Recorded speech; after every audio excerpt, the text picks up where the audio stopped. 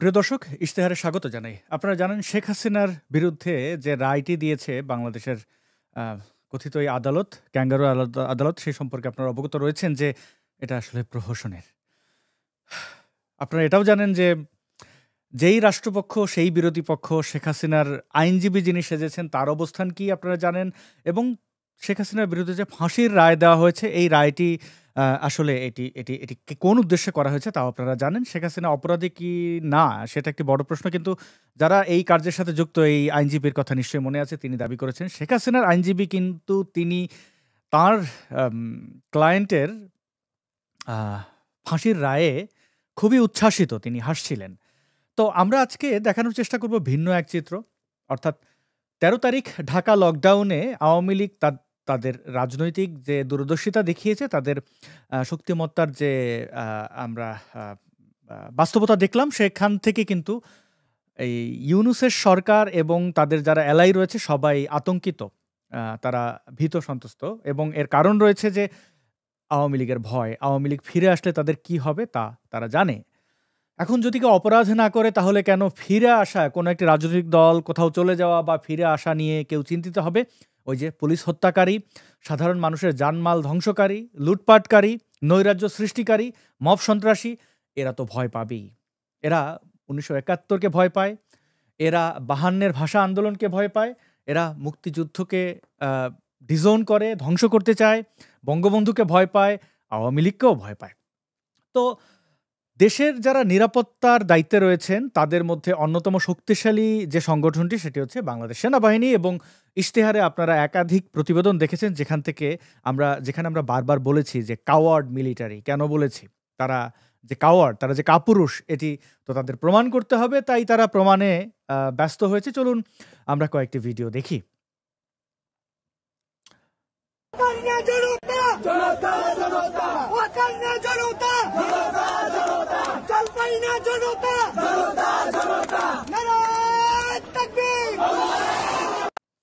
খুবই ভালো কথা। ওয়াকার না জনতা, জলপাই না জনতা, সেনাবাহিনীর সদস্যরা এখানে দাঁড়িয়ে দাঁড়িয়ে তামাশা দেখছেন। তাদের সেনাপ্রধান যিনি ওয়াকারুজ্জামান, জাতীয় গাদ্দার হিসেবেই অনেকে মনে করেন, কারণ তার কি ভূমিকা ছিল জুলাই আগস্টে তা আপনারা জানেন, এবং শেখ হাসিনা তাকে কোন বিবেচনায় ওই পদটি প্রদান করেছিলেন, প্রদান করাই বলা যায়। আপনারা অনেকেই বলেন যে স্বজনপ্রীতি হয়েছে, এই হয়েছে, সেই হয়েছে। ভারত এই ওয়াকারের ব্যাপারে কি ধারণা রাখতো, শেখ হাসিনাকে কি জানিয়েছিল, তাও আমাদের অনেকের কাছে স্পষ্ট। তো প্রিয় বন্ধুগণ, আপনারা দেখলেন এখানে সেই জলপাই বাহিনীর সামনে দাঁড়িয়ে জলপাই না জনতা, ওয়াকার না জনতা, এই বিক্ষোভগুলো করছে ইসলামিক সন্ত্রাসবাদীরা। কেন তারা এই বিক্ষোভ করছে? কারণ হচ্ছে তাদেরকে যেমন খুশি তেমন ভাঙাভাঙি করতে দেওয়া হচ্ছে না। কি ভাঙাভাঙি করতে দেওয়া হচ্ছে না? আমাদের সেই প্রিয় স্থান ধানমন্ডির ৩২ নম্বর মুক্তিযুদ্ধের জাদুঘর, তো সেই জায়গাটি তারা ভাঙবে। এখন আপনি প্রশ্ন করতে পারেন সেটি ভাঙার আর বাকি রইল কি? হ্যাঁ, আপনি ঠিকই বলেছেন, তারা প্রথমে পুড়িয়েছে, তারপরে ভেঙেছে, এক্সকাভেটর দিয়ে বা বুলডোজার দিয়ে ভেঙেছে, এখন আবার সেগুলো ভাঙতে যাচ্ছে, কারণ তারা ধানমন্ডির ৩২ নম্বরের বাড়িটিকে খুবই ভয় পায়, এবং জলপাই বাহিনী এখন এসে সেই বাড়িটি ভাঙতে দেবে না। মানে জীর্ণশীর্ণ সেই বাড়িটি আর কেন ভাঙতে দেবে না বুঝতেই পারছেন। আপনারা কি বুঝতে পারছেন এর পেছনে কি রয়েছে? অর্থাৎ ধানমন্ডির ৩২ নম্বরের বাড়ি ভাঙার জন্য স্বয়ং সরকার, সিটি কর্পোরেশন বিভিন্ন যন্ত্রাংশ তাদেরকে দিয়েছে, যেটাকে আপনারা বুলডোজার হিসাবে চেনেন, এক্সকাভেটর হিসাবে চেনেন, যাই হোক, সেগুলো তারা প্রদান করেছে যেন এই বাড়িটি ভাঙতে পারে। কোনো সেনা পুলিশ সেখানে অবস্থান করেনি, তাহলে এখন কেন তারা এটি ভাঙতে দিতে চাইছে না? এর মধ্যে রয়েছে প্রশ্ন। তবে ওয়াকার এবং তার বাহিনীর একটু অবদান তো আমরা দেখব, তাদের কোন কোন অবদানকেই বা আমরা অস্বীকার করব। চলুন সেখানে দেখি আরো মহান বীর যারা কিনা সেখানে পুলিশের সাথে কি ব্যবহার করছেন। একটু আগে দেখলেন মিলিটারি, এখন দেখবেন পুলিশ, তারপরে আবার যাব মিলিটারিতে। তবে এই হিজাবি আপুটির কথাবার্তা, তারা মেধাবী, মানে বলে না কোটা না মেধা, সংগ্রাম সংগ্রাম, সেই সংগ্রামী একজন বোন। তিনি আসলে যে ধরনের ভাষা ব্যবহার করেছেন, আমি জানি না তিনি এই ভাষাগুলো কেন ব্যবহার করেছেন, তবে শুনুন তিনি ঠিক কি ব্যবহার। মনে হয় যে আমি চুষবো আগুন বসে বসে, যে আমার আমার এই লোকজনকে মারবে, আমি বসে বসে চুষবো। Mind your language please. Mind your language মানে কি? আপনি আমাকে মারবেন আর বলবেন যে মাইন্ড ইউর ল্যাঙ্গুয়েজ? ঠিক আছে, কিন্তু আপনি ভাষা সুন্দর করে কথা বলুন। কিসের ভাষা? আপনি আসলে ফাইজারি করেন। না, ফাইজলামি করার কিছু নেই। আপনি মারলে আমরা না, এখানে চোষার কথা তিনি বলেছেন। এখন এই ধরনের এটা কি করে খারাপ ভাষা বা ভালো ভাষা হয়, খারাপ ভাষা আর ভালো ভাষা হয় আমি সেটা জানি না, তবে আরেকবার শুনি। মনে হয় যে আমি চুষবো আগুন বসে বসে, যে আমার আমার এই লোকজনকে মারবে, আমি বসে বসে চুষবো। Mind your language please. Mind your language মানে কি? আপনি আমাকে মারবেন আর বলবেন যে মাইন্ড ইউর ল্যাঙ্গুয়েজ? ঠিক আছে, কিন্তু আপনি ভাষা সুন্দর করে কথা বলুন। কিসের ভাষা? আপনি আসলে ফাইজারি করেন। না, ফাইজলামি করার কিছু নেই। আপনি মারলে আচ্ছা, জুলাই যোদ্ধা যেহেতু বলেছেন, নিশ্চয়ই ভালোই বলেছেন। এখন পুলিশ সদস্যরা কেন ভাষা নিয়ে কথা বলছেন? আরেকটি ভিডিও দেখি। এবার মিলিটারির সাথে কি ঘটছে, মিলিটারি এবং পুলিশ মিলেমিশে। আজকের মতো আপনাদের রিকোয়েস্ট করে অনুরোধ করছি, এই যে অবশিষ্ট আছে এটা কয়েকদিন পরের জন্য আমরা তুলে রাখি। আমরা এখানে আবার আসবো, এইটাকে পূর্ণ বিচ্ছিন্ন করে দেবো ইনশাআল্লাহ। আপনাদের কাছে শপথ, এই ফ্যাসিবাদের আতুল ঘর থাকবে না। আমি এই ফ্যাসিবাদের আতুল ঘর যেভাবেই হোক এইটা অবশিষ্ট। আপনারা শুনতে পেলেন, ফরাসি বিপ্লবী বলছেন আপনাদের কাছে রিকোয়েস্ট করে অনুরোধ করছি। রিকোয়েস্ট করে অনুরোধ করেছেন, যেহেতু ফরাসি বিপ্লবী, তিনি দার্শনিক বটে, তো রিকোয়েস্ট করে অনুরোধ করবেন, ভুলে মিস্টেক হয়ে যাবে, এটাই। যাই হোক, তো তিনি পুলিশ মিলিটারির উদ্দেশ্যে ভাষণ দিচ্ছেন, মানে পুলিশ মিলিটারির ফোনে, তাদের মাইক্রোফোনে ভাষণ দিচ্ছেন কাদের উদ্দেশ্যে? তৌহিদি জনতা, জুলাই যোদ্ধা, ইনকেলাব মঞ্চ, আরও কত কত কিছু। তো সেখানে কি বলা হয়েছে? সেখানে এই পিনাকি কেন এই কথাগুলো বলছেন? পিনাকি ভট্টাচার্য, যিনি কিনা সফলভাবে এই ধানমন্ডি ৩২ আগেও ভাঙিয়েছেন, এখনও ভাঙছেন, সরকার কেন তাকে বাধা দিচ্ছে? দেখতে পাচ্ছেন আন্দোলনকারীদের বাসায় ফিরতে পিনাকির বার্তা, এবং তিনি তার পোস্টে অনেকবার বলেছেন ভাঙো ভাঙো, যাও যাও ভাঙো, তারপরে ভাঙার পরে বলেছেন যে তোমরা ফিরে এসো। এটা কেন ঘটেছে? তিনি একদিকে বলছেন সর্প হইয়া দংশন করছেন, আবার ওজা হইয়া ঝাড়ছেন। এটা কেন? মানে তিনি কি বুঝেই কাজগুলো করছেন? এর পেছনে কি রয়েছে? হ্যাঁ বন্ধুরা, ইশতেহারে আপনারা অনেকগুলো ভিডিও দেখেছেন যে বন্দর কিভাবে বিদেশিদেরকে দিয়ে দেওয়া হচ্ছে, সেন্ট মার্টিন করিডোর, এগুলো নিয়ে আমরা একের পর এক ভিডিও আপলোড করেছি। সেখানে তথ্য উপাত্ত সব কিছুই ছিল। আপনারা সে সকল ভিডিও দেখেছেন, দেখে দেখে বলেছেন অসাধারণ, ক্যা বাত হে। কিন্তু ভেতরে কতটুকু নিয়েছেন, কতটুকু বুঝতে পেরেছেন জানি না। তো প্রিয় বন্ধুগণ, শেখ হাসিনার এই প্রহসনের রায়টি যখন হয়, অপরদিকে বন্দর বিদেশিদের হাতে দিয়ে দেওয়া হয়। এই নিয়ে আমাদের আনু মোহাম্মদ স্যার অনেক গোস্বা করেছেন। আমরা আনু মোহাম্মদ স্যারের গোস্বা করাটা কি একটু দেখব? দেখা তো উচিত। আনু মোহাম্মদ স্যার যেহেতু বলেছেন, জানি না তিনি ওই শিক্ষক নেটওয়ার্কের আনু মোহাম্মদ সহ অন্যান্য ব্যক্তিরা, মহান ব্যক্তিরা যে ভূমিকা পালন করেছেন, সেটা তো আপনাদের কাছে স্বর্ণাক্ষরে লেখা থাকারই কথা। আমি যদিও ওনার প্রোফাইলটি খুঁজে পাচ্ছি না। আনু মোহাম্মদের প্রোফাইলে গিয়ে আপনারা দেখতে পাবেন যে তিনি বেশ ক্রোধ দেখিয়েছেন, অভিমান দেখিয়েছেন। এত সাতের পীড়িতরে বন্ধু একই দিনে ভাইঙো না বলে গান গাইতেছিলেন আর কি। মানে ইন্টারিম আমি তোমাকে কি ভেবেছিলাম, আমি তোকে ভাই ভেবেছিলাম, তুই আমাকে ধোকা দিলি, ধোকা ধোকা ধোকা দে গায়ারে। তো এখন এই বিষয়টা দাঁড়ায় যে হাসবো না কাঁদবো, সেটা একটা বড় প্রশ্ন। আপনারা যদি আনু মোহাম্মদ স্যারের সেই স্ট্যাটাসটি কেউ পেয়ে থাকেন, কারোর কাছে থাকে, আপনারা এখানে দিতে পারেন। আমি হুটহাট সার্চ করেছি, আমার এটা খুব বড় বেয়াদবি হয়ে গেছে, এজন্য জানি না স্যার আমাকে মানে শ্রেণীশত্রু মনে করেন কিনা। তো তিনি এই বন্দর দিয়ে দেওয়া নিয়ে বেশ হতাশা প্রকাশ করেছেন। খুবই ভালো কথা। উদ্দেশ্য তো এটাই। পিনাকি ভট্টাচার্য, যেই লোক সেনাবাহিনীর প্রধানকে গালাগালি করেন প্রত্যেকটা ভিডিওতে, ওই গালাগালি ছাড়া তার হাত যেভাবে এরকম করেন না, কেমন করেন আমি জানি না, তা আপনারা তো সেটা তার হয়ই না, মানে হাত উপরেই ওঠে না, কোনো হাত তার উপরে ওঠে না যতক্ষণ না ওয়াকারকে গালাগালি করতে পারেন। তো সেই ব্যক্তি আজকে ওয়াকারের সদস্যদের সামনে দাঁড়িয়ে ধানমন্ডির ৩২ নম্বরের বাড়ি ভাঙানো ঠেকাচ্ছেন। আপনি কি এটা বিলিভ করেন? এটা হতে পারে? হ্যাঁ, মিলিটারি আমাদের কাওয়ার্ড, সেটা তাতে কোনো সন্দেহ নেই। তাদের বাপ মা 14 গোষ্ঠী শুদ্ধ গালাগালি করবে, তারপরে বলবে প্যারে পাকিস্তান ক্যা বাত হে। আমার সেটা নিয়ে খুব একটা ভাবনা নেই, কি আর ভাববো। কিন্তু কথা হচ্ছে, বাস্তবতা হচ্ছে, সেনাপ্রধানকে যে গালাগালি করে তার ভিডিও তাকে ফোনে রেখে এই যে অসহায়ত্ব, সেটা দিয়ে আপনি কি বুঝবেন? আপনাদের রিকোয়েস্ট করে অনুরোধ করছি, এই যে রিকোয়েস্ট করে অবস্থা অনুরোধ আছে করছেন? এটা কয়েকদিন পরের জন্য আমরা তুলে রাখি। আমরা এখানে আবার আসবো, এইটাকে পূর্ণ বিপূর্ণ করে দেবো ইনশাআল্লাহ। আপনাদের কাছে শপথ, এই ফাঁসিবাদের আতুল ঘর থাকবে না। আমি দেখতে পাচ্ছেন এই কাওয়ার্ডদের অবস্থা। তো আপনারা হাটহাজারিতে এই পিনাকি ভট্টাচার্য, হানিফ, নানা কি যেন নাম তার আর কি, তো অনেকে বলেন তিনি আবু তালেব। তো আমাদের বাংলাদেশের মুসলমান বন্ধুদের প্রিয় এই রাহাবার, তিনি যে ঘোষণা দিয়েছেন, এটার মাধ্যমে আপনারা কি প্রমাণ পেলেন? সেনাবাহিনীর ব্যক্তিত্ব বলতে কিছু নেই, এবং ব্যক্তিত্বের ওপরে হচ্ছে স্বার্থ। পিনাকি ভট্টাচার্যকে দিয়ে জনতাকে একবার খেপিয়ে দেওয়া, যাও ধানমন্ডির 32 নম্বর ভাঙো, আমি বুলডোজার দিচ্ছি, এই দিচ্ছি, সেই দিচ্ছি। তারপরে তারা সেখানে যায়, গিয়ে তারা ব্যাপকভাবে মাইর খায়। তারপরে সে আবার বলে, তোমরা মাইর খাইছো ভালো কথা, হে বিপ্লবী বন্ধুগণ, তোমাদের আমি ওষুধ কিনে দেব।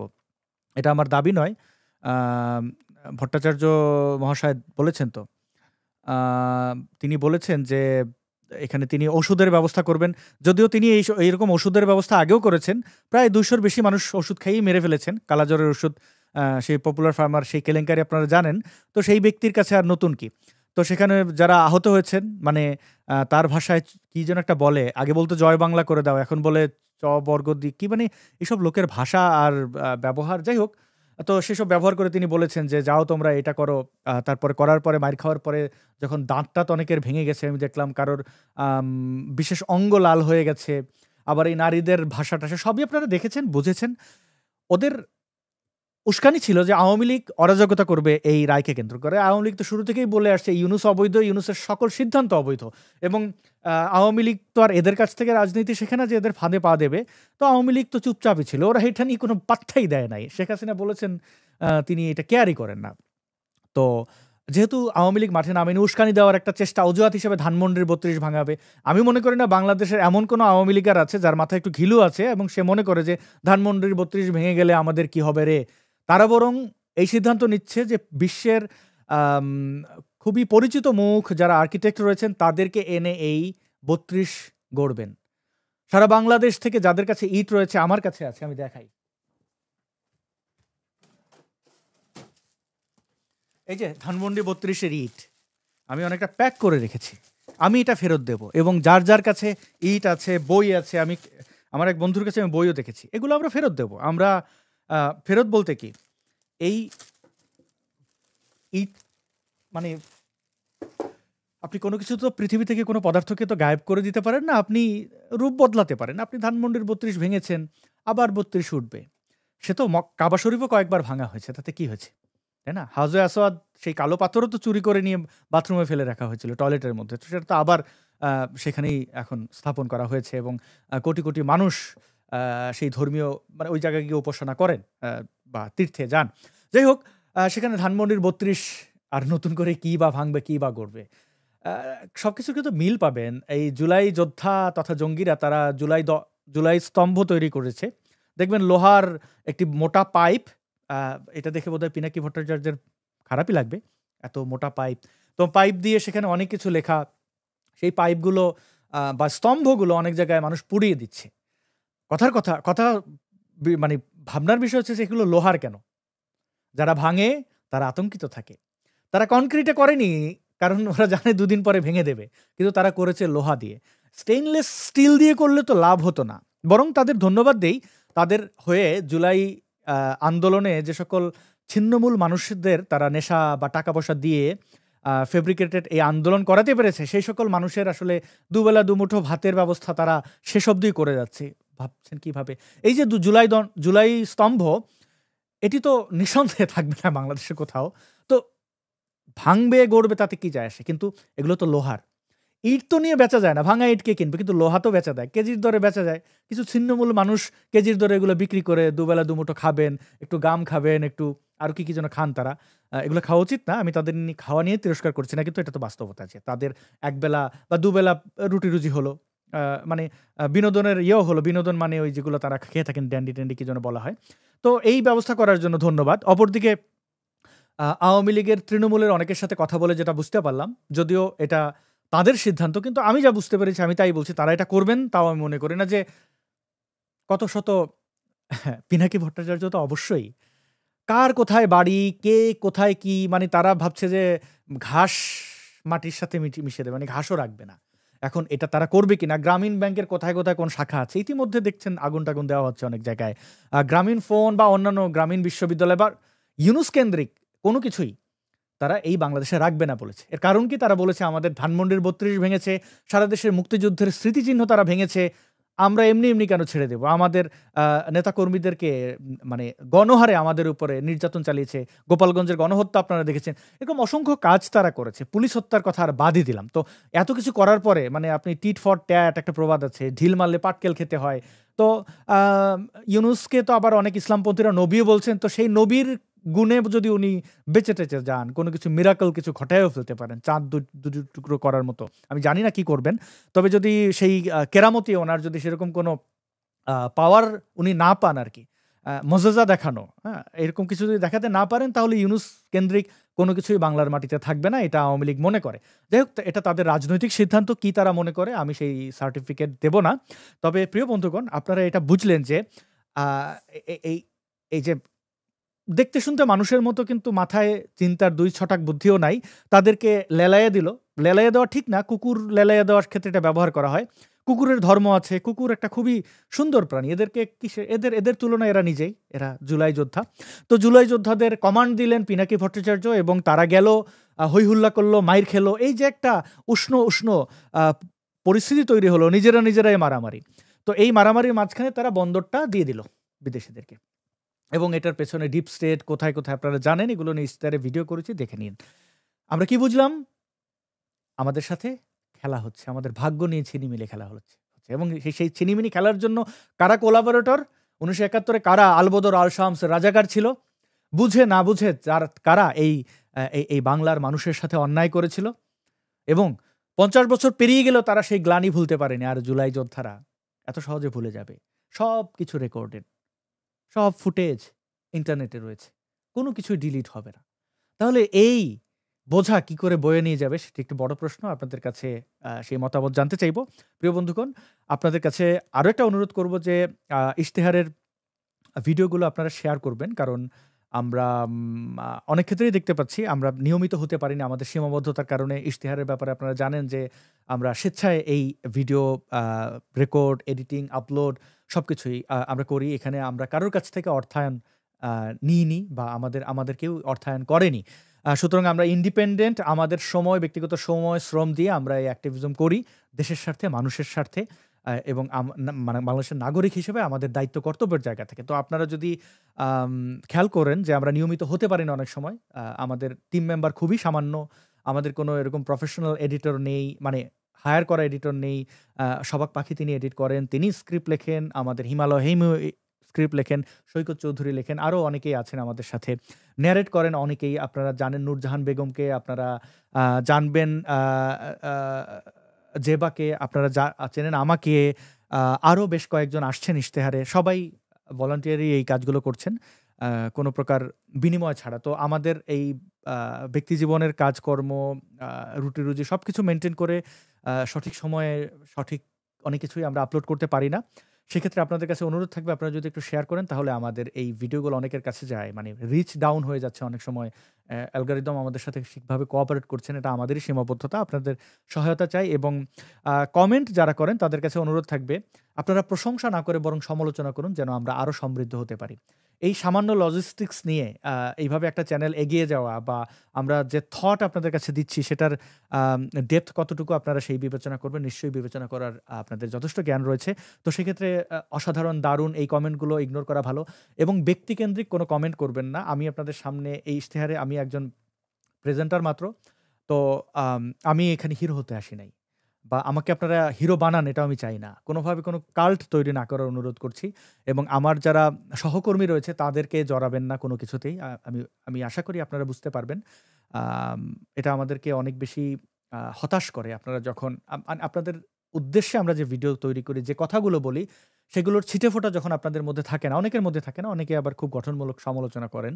তো বেশিরভাগ কমেন্ট দেখা যায় যে প্রশংসা এবং বিভিন্ন অপ্রাসঙ্গিক ব্যক্তি বা বিষয়কে কেন্দ্র করে কমেন্ট। এটা খুবই আম হতাশার আমাদের জন্য। আমাদের অনেক কমেন্ট ডিলিট করতে হয়, যেটা আমরা চাই না। কোনো কমেন্ট আমরা ডিলিট করতে চাই না, কিন্তু আপনাদের জন্য এটা করতে হয় এবং কখনো, কখনো মনে হয় যে আমাদের বোধহয় এখানে থেমে যাওয়া উচিত। এই আমাদের অডিয়েন্স যারা, যে কারণে ইউটিউব যে অ্যালগরিদমের কাছে যাদের কাছেই পৌঁছাচ্ছে ভিডিওটা, তাদের জন্য আমরা ভিডিও বানাতে চাই না। তো আমি জানি না ইশতেহার টিকে থাকবে কিনা, সেটা আপনাদের উপর ডিপেন্ড করে। তো অনেক, অনেক ভালো থাকবেন। শুভকামনা রইল। বাংলাদেশের সাথে থাকবেন। চক্রান্তকারীদের চক্রান্ত সঠিক সময় বুঝে সেই অনুযায়ী পদক্ষেপ নেবেন বলে আমি বিশ্বাস করি। আবার দেখা হবে খুব শীঘ্রই।